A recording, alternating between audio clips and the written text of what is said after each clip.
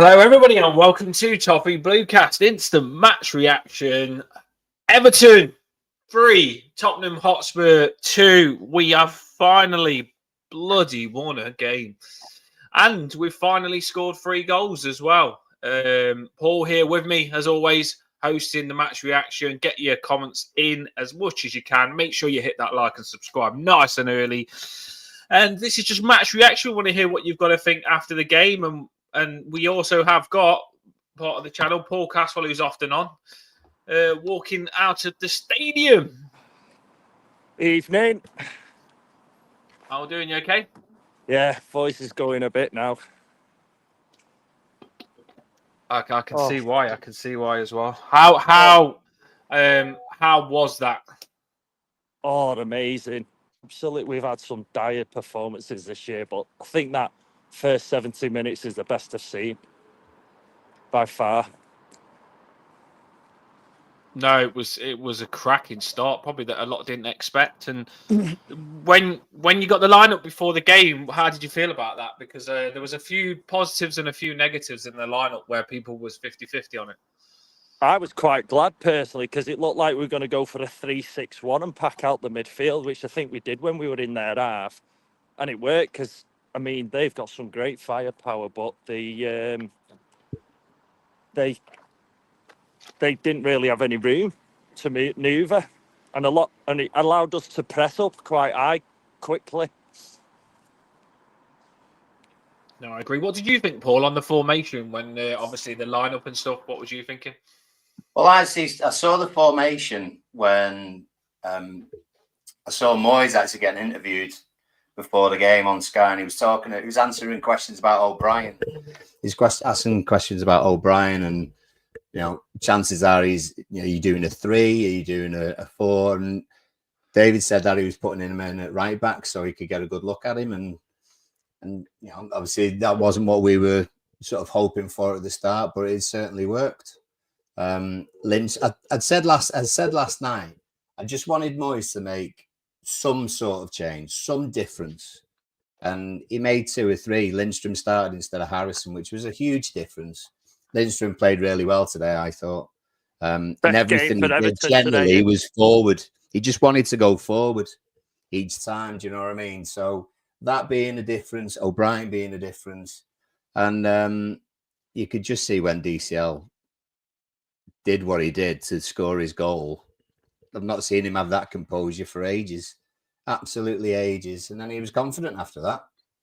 So there's differences, not a lot of differences, but there's differences, and we did well. We did well today.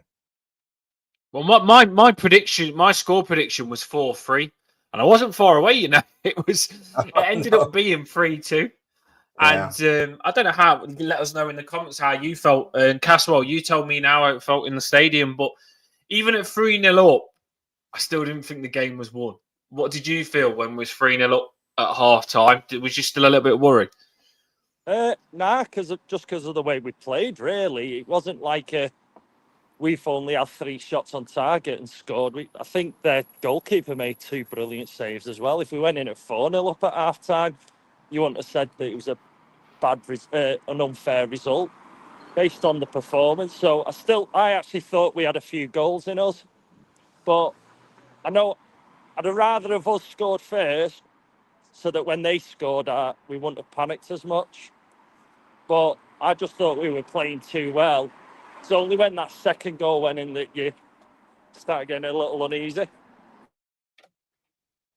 No, I completely agree. And come at me in the comments here and let me know what you think, because it's always difference of opinions and we all put out what we think after the game. But I don't think we wanted half-time to come personally. I think that we didn't come out at the second half the same team as we was the first half. And I think Spurs come out on top the second half and they kind of stayed on top. And that's what let them get back into the game.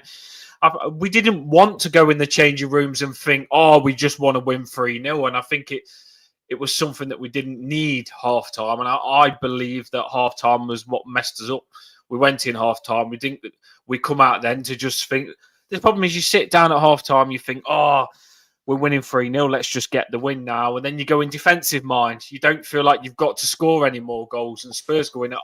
The Spurs, obviously, the manager left them out to think we need to come back and score 4. So half time for me, I think personally, let me know in the comments as well, and you two will let me know. I don't think we come out that good second half. And I think it was a game of 2 halves, really. I think first half, we could have, Calvert-Lewin could have got a hat-trick. He went through 1-on-1. He had another chance. We could have literally have scored 6-7 goals first half, and I'm not even joking on that. And second half, they could have had quite a few themselves. So second half was a bit disappointing, and I'm buzzing with a win. I really am. Like, really, because you look at the league table now, how important that win was, and the trouble that Spurs are in now. And we're still in trouble now, even with the 3 points. We're still, it doesn't look like we're away from trouble, even with 3 points. So I think that shows how bad we needed this game from Spurs, which a lot probably didn't have us down to win today. No. I mean, I was gonna say, so what we picked out last night from Spurs with Harry Scarf on the show was that Spurs are very attacking, and they almost throw too much caution to the wind, and they seem to be missing particular players today in the middle of the pitch. And it made it far easier for the likes of Mangala, Gay and Decore to get on the ball or win the ball back. And they played into our hands a little bit.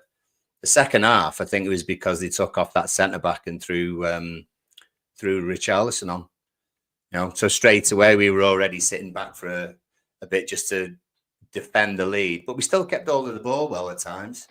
But yeah, we did take our foot off the gas. But generally, that would happen to most teams, I think.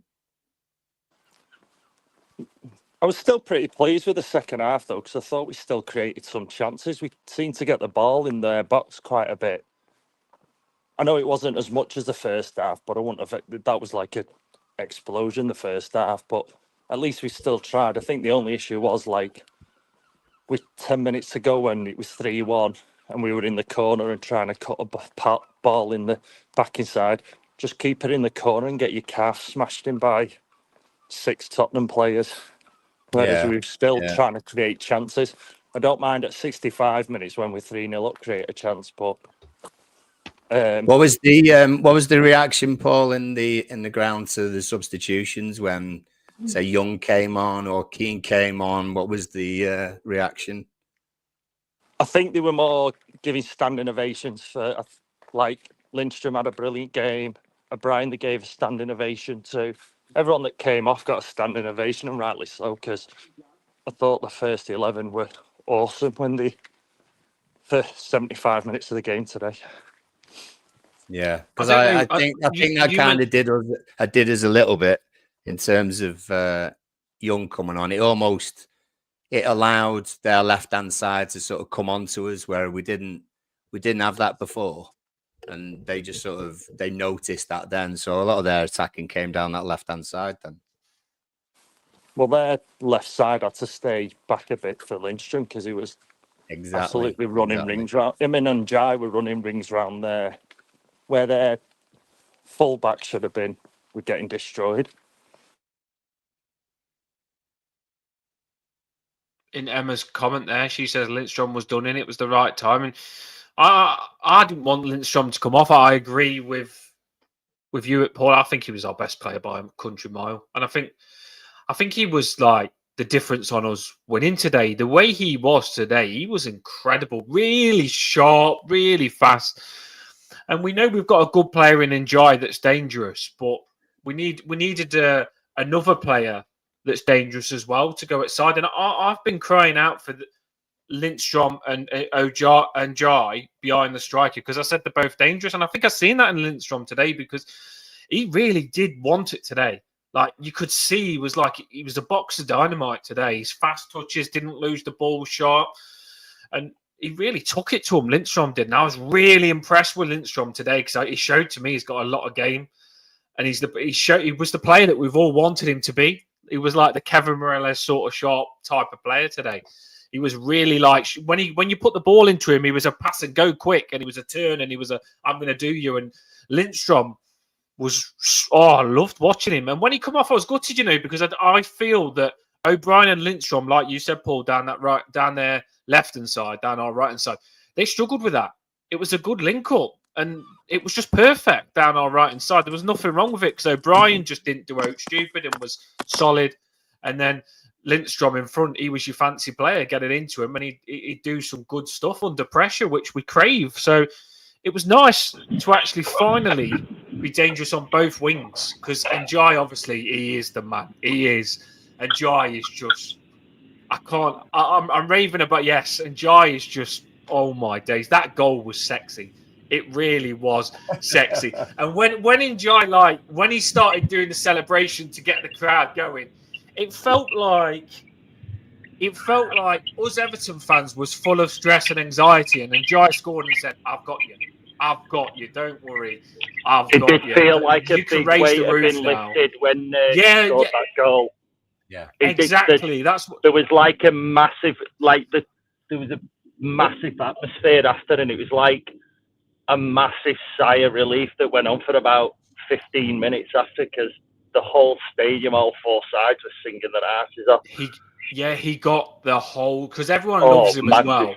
He got the whole stadium rocking, and the stadium, we needed that. He unleashed the beast of Goodison Park, and Jai did, and that's why I say to you, halftime didn't need. That's why it's bad that halftime comes. I think fans went in at halftime thinking, "Bloody hell, we're 3-0 up," and even the fans didn't get what we was the first half. We just didn't need halftime because Goodison Park was rocking, and then obviously they come out on top straight away second half, and it quieted Goodison Park down a little bit. So we didn't want half-time to come, and Njai really did get the stadium rocking, and it was nice. I thought it was nice to hear the fans go like that, because let's not beat around the bush. Our atmosphere, we've had nothing to get going for, and it was nice for Njai to say, "I've got something for you to get going here about," and score a cracking goal.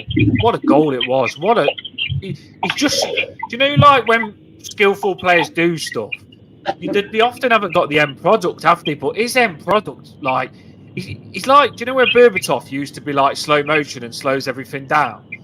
Yeah. And Jai's like that. Everything becomes slower for him. Nothing's rushed, is it? Like, even when he put it to the roof of the net. He's often been slated for, like, people saying that he's got a lack of end product, but he showed today that he can do it. And Blues, it's okay to enjoy it. It is, honestly. Look, we've won. We've won. Life's always better. Life is always better when Everton win. So enjoy it while we can. Yeah, he says we've missed his feeling. Go on. Yeah, I also thought our passing, rather than just lumping the ball up, whatever pass it was, whether it was long, short, across the ground or whatever, it had a bit of purpose. Every long ball found a blue player in space as well. Like, the number of times Calvert-Lewin received the ball from a long ball with, like, no players 5 yards around him. It was as if we had it. I'll give it more. It's been a short space of time that he's had with him, but we looked a lot better than what I've seen all season.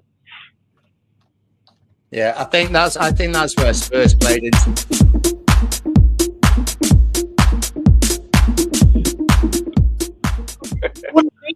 I'm seeing the comments coming, how good it feels, and I had to give you a bit of hype there. Paul, carry on, mate. I was just going to say, I think Spurs played into our hands a little bit. I think the teams that we've struggled against, say like Forest, for example, would be solid in the midfield, and we wouldn't be able to get forward enough and create enough chances and even put those goals away. And they did us on the break. Villa were the same. You could see by obviously the goal that they got as well. So Spurs were pretty bad for Spurs. I think, in fairness, though, Paul, we beat what was in front of us, definitely. In fairness, though, Paul, I will give it more. I don't know what you could see on the TV. With having, I know O'Brien was like probably pinged as like a right back, and he was playing that when Spurs had the ball in our half. But in attack or in their third, even if they had the ball, we were playing like a 3-6-1. So the football and the passing looked better because we had so many bodies around there. We kind of drowned Tottenham out because there was a few times when they put a bit of pressure on us, and as weird as it sounds, like going the games and people around us, we were used to us losing the ball, but because we had actual bodies there, and like DCL winning a header, and we have someone chasing after it like 5 yards off his coattails. That would just by, in fairness to Moyes, it was a 4-4-2, but he put Mikalenko further upfield. We had 3 at the back. We put 2 holding midfielder players, and it allowed Lindstrom to be further forward and Jive to be further forward. Dixon, DCL to have like some support rather than trying to do a 30-yard header from a bump up field. Well, that was one of the conversations that we had, if not this week, on the week before, and because people were talking about Branthwaite being left back, and I said, because this was sort of in mine and Dan's conversation about 3 at the back, is that Branthwaite has that area covered anyway, so Mikalenko, whether he's left back or not, could move further up the pitch, and then that in turn allows NJ to move further up the pitch or inside a little bit and then create more, which is exactly where he picked up the ball to then run at their guy and get the second goal. If I found, and because Miko was a bit further up, I found NJ was in like that position that Moyes used to play Pienaar. Do you know, in between, like, say, where the fullback and right centre back would be. So if the fullback or right centre back came towards Njai, you had Miko, and if they went to Miko, you'd have Njai. And I think, like, he picked up the ball. We were under pressure, and he just knocked it off to Gay, who's done a little dink around the corner to him. And that channel that he ran through was where he played most of the game, like where you'd normally find inside left. Yeah. It wasn't like a far out, say, left winger. It was very typical of Moyes part 1 when he was here many moons ago. Yeah, well, actually, similar to what me and Dan have been saying about your Mangala and Garner, whichever Garner, and then in front of them 2 guys, whether it be Njai and Armstrong, which we would have liked to see, or Njai and Lindstrom. But today, obviously, it was sort of Decore kind of in that spot. And Njai could, like you say, could play an inside left position. Yeah. So he's not a 10. He's not a left mid. He's in that in between. It felt like it. Depending on where we were on the pitch, the formation sheet seemed to change, which I quite like because it seemed like they understood where they were to be. So, like when we were in their third, whether they had the ball or we had the ball, it seemed like a 3-2-4-1 formation, as if like we wanted to win the ball high up or wanted to get the ball forward and score, which has been a very refreshing change based on what I've seen previously this year. Yeah, well, Dyche has been really rigid. He's been so rigid. Players haven't really moved out of any positions, and so there's not been any sort of fluidity to us playing. So it's been very. There was a lot today, especially first half. Yeah, exactly. What I was going to say to you is it felt like from watching the game, it felt like we've got 4 defenders. So you've got Mikalenko, Tarkowski, Branthwaite, and then O'Brien. But it felt like they had one of those 4 defenders had the right to get forward as long as 3 stayed. So sometimes, like you said, there was a lot of rotation. Sometimes you'd see O'Brien push up as a right back, and it'd be just a Branthwaite, Tarkowski, Mikalenko pulling for a back. And then on the other side, you could see Mikalenko bomb it forward, and then you sometimes even seen Lindstrom play as a right back. So if Mikalenko was forward, you could see it as a Branthwaite left back, Tarkowski, O'Brien, and then Lindstrom as a right back. So there was a lot of players in different positions, because the commentators even said the Tottenham manager, he had the same with them. He allowed their players to play in what their formation that Tottenham wasn't exactly what it was. Porro was playing as a right winger a lot of the time, so they was hard to track as well. But I thought that the players that they had, we rotated our players to deal with them really well, because normally players like Maddison we really struggle with. Kulusevski, who scored, we struggle with him as well. They have got players that are good players that that didn't play well, and I think that's partly because we kept them quiet. I think we frustrated them. Madison was kicking out a lot. We turned the ball over when it went into the players. We was on them straight away, and I watched a couple of games yesterday, and even Bournemouth. I thought, you know what? Sometimes if you've got a bit of fight and you want to turn the ball over, you can beat the opposition just by having a bit more fight to get the ball back. And I thought the way we was first half, we just wanted that a lot more than Spurs, and we had that fight to turn it over quick. Tarkowski was into the attackers, turning it over, like I mentioned before. He turned the ball over a lot. Braithwaite, he was running through the middle sometimes. It can be a downfall because sometimes where I say one of our defenders will push on, Braithwaite sometimes gets caught out of position, and you could just be left with thinking where they score. You can think, oh, where was Braithwaite? So it can be a downfall. We have still got a lot to learn, and like the Blues said, we can't get ahead of ourselves. We have got a lot to learn, and you shouldn't be conceding the goals that we did. But for a team that you've also got to see the positive, we was a team that couldn't score in 10 plus games, and we've gone and scored 3 goals. So I think sometimes when David Moyes is going to try, when David Moyes is going to try and figure out how to get us to score, he's got to sacrifice us leaking goals a little bit sometimes, or being a bit fragile in defence. And I think that's what he's going for at the minute. We are leaving ourselves a bit exposed and open where we might concede, but we are getting loads and loads of chances, like Calvert-Lewin, Decore, loads of chances. That's the difference That's the difference in just some subtle differences in picking Lindstrom instead of Harrison. I don't think we would have got as high up the pitch today with Harrison playing. And that's just the type of player that Harrison is. Lindstrom is very much head down. Can I run forward? I've got space to move into. Harrison, who's a bit like DCL in terms of confidence, he'll just keep hold of the ball. He'll make sure that we keep possession. Lindstrom will try and make something happen. And I think that happened definitely in the first half. Every time he got the ball, we went forward him and dry.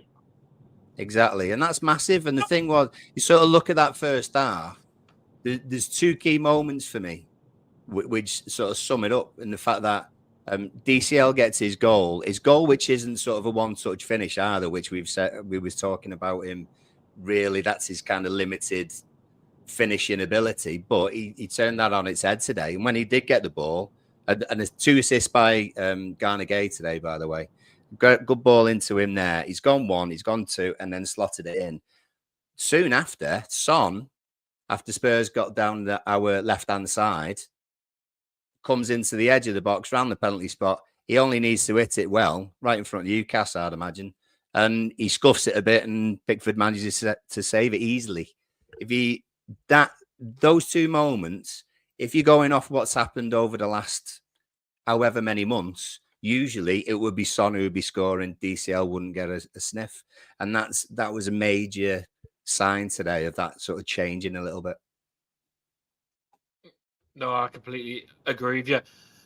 Caswell, we are getting a bit of feedback on your audio in the car. We're going to let you have your last words and let you drive back home safely. What's your last words from being at the game, mate? I wanted to get you on live to see your reaction.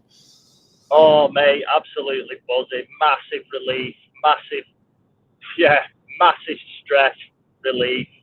5 points from, I think we're only 4 points behind Tottenham now with the game in hand. But I think the biggest difference today was, in the past, we seem to have set up to negate whatever the opposition have got. Whereas today, we've just set up and gone, let's see if they can handle us. And that's what I liked the most. No, I completely agree with you. It was nice to actually go out. Dyche was defend first. It was nice to see us go out and attack. Caswell, I am going to let you go. Thanks for coming on. Yes, we did get Caswell on. I wanted him on badly. Have a great one, mate. Big smile on your face all the way home now. I love it. Have a blossom, mate. Up the top. I'll be watching match of the day. Hey, mate, love it. Yeah, so we got Caswell on course. He hasn't been on for a while. Straight from the game, he got a win. Thank God we got a win, people. Get your comments in. We will only be going an extra 5-10 minutes. Paul has got to go and celebrate at 5 o'clock. I've heard he's ordered 6 bottles of champagne ready to celebrate after this Everton win. But yeah, I'm really, really happy. I mean, Everton's Everton. Like I said on X, I said I didn't really want Decore to play, but it's just an Everton thing that he'd probably score. the same thing happened with Calvert-Lewin, because none of us had Calvert-Lewin probably in our lineup. A lot of us was frustrated with Calvert-Lewin. And of course, he'd go and score a cracking goal like that when the odds are against. But just because we've called him out and said he isn't playing well doesn't mean we're not going to praise him when he does. Oh, yeah. We want him to. We want him to. It's not exactly. like we don't want him to do. succeed. Of course, yeah. Yeah, of course we do. Absolutely. Of course we do. You've got to realise playing Premier League football, which people would dream to do, getting paid thousands and thousands. You are gonna have critics. You've always got 40,000, 38,000 Everton fans in the stadium. You're always going to have critics, and you should expect it if you're getting paid that much. And all you've got to do is just shut people up. That's all you've got to do. And if you start scoring goals, by the way, we'll be singing Calvert-Lewin songs and behind you 110%. We want to be behind Calvert-Lewin. It's just that we've got behind him that much, and he's let us down. And we're just deflated by keep doing it because he's not given us nothing after every time we've tried to get behind him. And today, I still think he's got to be more clinical. He's got to score that one-on-one. It could have been critical if we didn't score goals after, where he missed to make it 2. But he's got to start taking his chances better. The touch off the knee wasn't that good for me. He shouldn't be hitting it off his knee like that, moving it away from goal, giving the keeper the chance. Oh, no. He could have got a hat-trick today. Yeah, it was a really bad touch from Calvert-Lewin on the knee there. So it's frustrating because you see him score the hard goal where he made it himself and you didn't even think he could score from it. You're like, how did you do that? And then all of a sudden a goal where you think you can't miss that, you're one-on-one, he actually finds a way to miss it. So still the frustration there, but it might take work, it might take time. We're behind you, but you've got to be clinical because in games where it's important, you can't miss any chances, can you? And I think he missed a couple today still after, which killed it a little bit. Yeah, and I was just looking at Nick as well. Thanks, Nick, for putting your ratings on. 7s for all the defensive play. Decore 6. Again, yeah, because there's some people sort of saying about Decore no end product. I agree. I don't think he's a creative player at all. He was more of a body today, and we did it with him. He didn't sort of. Everyone contributed. Everyone played well. Exactly. Maybe those little changes that we're talking about. Maybe that's another one to come in the future. But yeah, Lindstrom gets a 9, NJ an 8, DCL an 8. The changes that were actually made. We're maybe a little bit nervous, to be honest, because when Young came on and they had Spence who came down our right-hand side, their left, Young was done for pace, not in the best position, sort of gave up a little bit when they got a cross in. I think it was when Richarlison got a shot in from the penalty spot. Keane came on and I thought, oh God, here we go, calamity, especially with Richarlison scoring, and Keane was suddenly in our right wing position, and I'm thinking, bloody hell, where's he going? So there were a couple of moments where I don't know if I was on my own. I definitely thought, oh Christ almighty, here we go again. But thankfully people did good enough, and Patterson did all right when he came on as well. Managed to slow the game down for us, kept the ball well. So that was proper good, to be fair. Decore, weak link again. I know. Well, actually, it'd be interesting to see what happens when James Garner comes back. He was supposedly available for today, obviously not up to scratch. So maybe for the next game, possibly. Yeah, Armstrong could have come on. It's his birthday as well today. Here we go. Here's our little toffee. Here we go, the little cheerleader. I put the Everton top on her today. Yeah. It brought us luck, I think. But yeah, she got the Everton top on today. The little Everton cheerleader. Here we go. Hey, darling. Look at that. Got the Everton top. There we go. Everton! Spirit of the Blues. But yeah, we smashed it. I'm really happy because I put it on it today. I thought, you know what? We've got to win. We have got to win. There we go. Spirit of the Blues. She's fell asleep now after that. That was a stressful game, wasn't it? She's got a bit of a lip like Richarlison, actually. Yeah. I knew he'd score. Fit right in. Come on, Richarlison. I knew he'd score. She's waving. Look, hi, pose. Hi. Everton. You never shine so brightly. But she's already punching her Everton, fist as well. spirit of the blues. She actually did watch the game as well. That's what's funny. She actually did watch the game because I was watching it on like the TV and she was looking at it and stuff, watching it. And I wasn't even getting her to. But yeah, I'm buzzing with that. I really am buzzing. I thought, you know what, I'm going to put it on. So she's had 2 games so far, and we've lost 1 and won 1. So thankfully, the better times are coming. Hopefully, Paul. 1 in the cup, and, though. we can start smashing it. So there you go. Yeah. First win Got for good, Eiley. Look at that. Not a bad Yes. Goodison record, to be fair. So, yeah. Yeah. No, there's a lot of positives, and obviously we'll round it up now because we're coming for an end. Paul has got to go, and there's been loads on. It says 642 on. If you can hit that like and subscribe, please do so while there's loads on, because we need to build our numbers up. We want to hit 10,000 by the end of the season. We've moved quite fast but slowed down, so let's get to 10,000 subscribers. It costs nothing to subscribe. So get on it, get behind us. All it is just supporting us on YouTube to get loads of watches on what we do. And we chuck your stuff on the screen all the time, interact with you. And it's Toffee Bluecast brings Everton fans together after the game. So after the game, if you're looking to say something, celebrate, we're always here. And finally, it's been hard, you know. It has been hard. And I was really, really frustrated last stream, you know. I was like, we're going to get relegated if we don't win.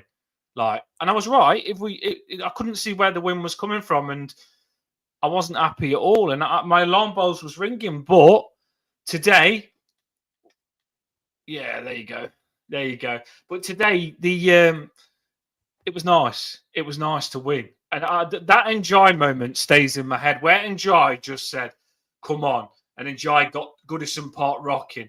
I just feel Goodison Park needed that. I felt sorry for Everton fans because I know they're stressed, full of anxiety.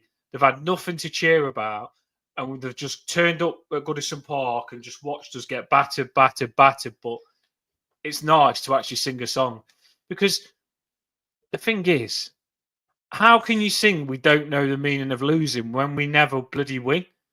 Finally, they could sing the Spirit of the Blues today in Goodison Park. We don't know the meaning of losing. They could finally sing the song because we was winning. And now you can go on a run and start putting some wins together where you can actually sing like you are a good Everton. Give us something. Give us something to get us singing. And we've not even been able to sing, because the Everton songs are positive about Everton doing good or scoring or winning. You couldn't sing them. But today you could sing them because we scored 3 goals first half. We look like a good team. So if they keep showing that they're looking like a good team like today, it'll get the fans going, and that'll be massive. Because Goodison Park, there's a reason we played that well after NJ scored, because Goodison Park, when it's rocking, there's nothing like it. That's why NJ did that, mate, because it's the best. But it was good, wasn't it, Paul, to get us fans happy today? Well, I think we deserve an evening where we can relax and be happy. And when we think about Everton, we can smile instead of that kind of feeling. So no, it's absolutely massive, and it's great. It's great seeing everyone in the comments. Everyone's well chuffed, and so they should be as well. So enjoy. Hey, have a good week. Have a good week. You can enjoy it all week. I do think that Richarlison wants to come to us, you know, because he was stretching and tried to cramp out. And Richarlison still looks good, you know. He still looks good. And I if we could, I don't know how, if Richarlison is going to go on loan to someone, just come home. Just come home. Like, generally, he looked like when he come on, he looked like he wanted to be playing for us. They wouldn't have played him unless they had injuries. I think they left Richarlison on the bench because he put that Everton video out before the game. And I think they didn't like that, and they left him on the bench because he put an Everton video out of Everton before the game. And they left him on the bench, and they only played Richarlison because they had to play him. So I think Richarlison should just come home. Like, seriously, he should just come back to Goodison Park, because Lindstrom looked really good today, but we need other options. I think when Young come on, you could see the difference. Like, us Everton fans have been deprived from good attacking players. So we've been happy with Ashley Young. But then this time, when Ashley Young come on, I was like, no, I want Lindstrom. I want Lindstrom still on, because you don't realise he offers so much more attacking. Lindstrom does. But yeah, up there, frigging Toffees. We did it. We did it. Paul, last words. Everyone's happy. Make sure you do hit that like and subscribe, people. Yeah, enjoy it, everyone. Even watch highlights. Watch this back if you want.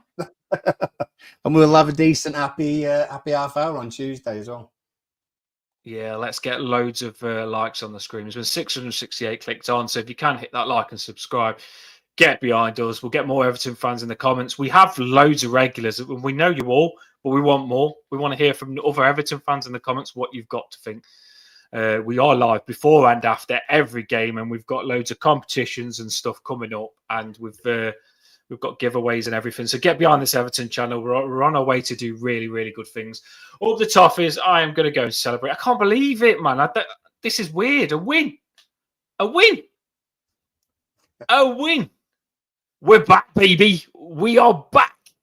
Everton are back, baby. David Moyes is figuring them out. And it's not done yet. We've still got loads to do. Yeah, there he is. There he is. David Moyes is back, baby. Moyes, He's still got work to be done. Yeah, he's still got loads of work to be done. I know I'm not getting overexcited, but he's definitely getting work done. And we're seeing improvement from what we was doing with Sean Dyche. Everybody, have a boss one. Up the Toffees. Love it.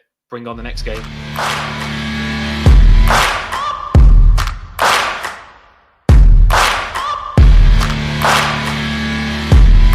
Up the Toffees.